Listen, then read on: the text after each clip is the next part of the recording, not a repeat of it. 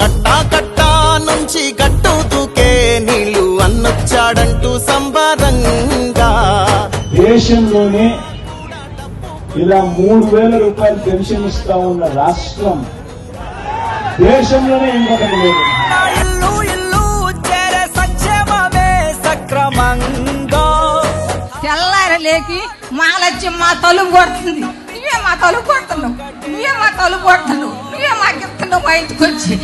చాలు జలము మాకు, ఎన్ని జలములు ఉండా నువ్వే రావాలి, ఎవరు వద్దు మాకు. నువ్వు ఉండపనగా మాకు ఎవరు ఎందుకు? దీవెన గాని, అమ్మఒడి గాని, నెక్స్ట్ రైతు భరోసా ఇవన్నీ నాకు వస్తున్నాయి sir. Women empowerment sir. Sir మాకు ఆ శక్తిని ఇచ్చినారు మీరు.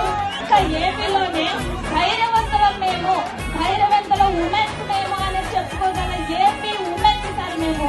మన నవరత్నాల్లోని మన అన్ని పథకాలు ఎలాగో వాళ్ళందరికీ కూడా అందుతా ఉన్నాయి. అమ్మఒడి దగ్గర నుంచి మొదలు పెడితే వాళ్ళ ఇంట్లో అవ్వ తాతలకు పెన్షన్ దగ్గర నుంచి మొదలు పెడితే వాళ్ళ ఇంట్లో ఉన్న పెద్దోళ్లకు చేయూత దగ్గర నుంచి మొదలు పెడితే అన్ని కూడా ఎలాగో అందుతా ఉన్నాయి.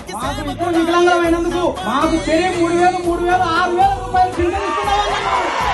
మా కొడుకు ప్రాణం నిలబెట్టిన జగనన్న నీవేం ఎప్పుడు మర్చిపోవు మేము. నా కొడుకు ఈ రోజు ఈ పరిస్థితిలో ఉన్నాడంటే నువ్వే జగనన్నా. మా పెద్ద కొడుకు దీనాన్ని భావిస్తున్నాడు. అన్ని పథకాలు తీసుకున్న పిల్లలు 2 నర్సింగ్ చేస్తున్నారు, 1 బీటెక్ చేస్తున్నారు.